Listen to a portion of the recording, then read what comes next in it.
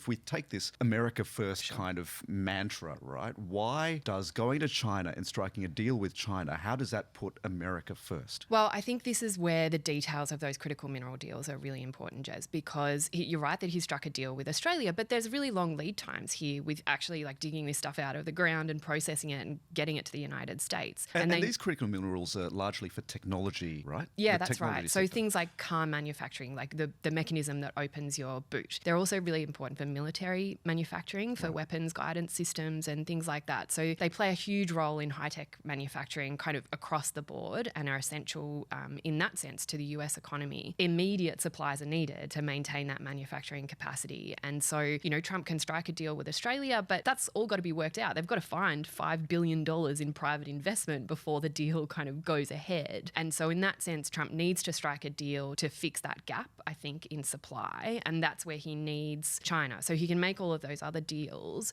but he needs China immediately. And I think it's also important to say that those deals with Japan and Malaysia are really just kind of promises to help each other out when it comes to the supply of critical minerals. They won't necessarily and to send them to America first. There's a priority treatment that comes with those deals. That's generally the idea, but if we take the Malaysia deal as an example, really all the Malaysians have done is promise not to block the supply of critical minerals. So they haven't necessarily agreed to even increase supply. They've just said, oh, we won't block it. We won't put export controls on it like the Chinese have done. That's what I mean about, you know, Donald Trump talks about these deals, but then you kind of scratch the surface of them and realise there's not necessarily a lot of substance or a lot of immediate impact.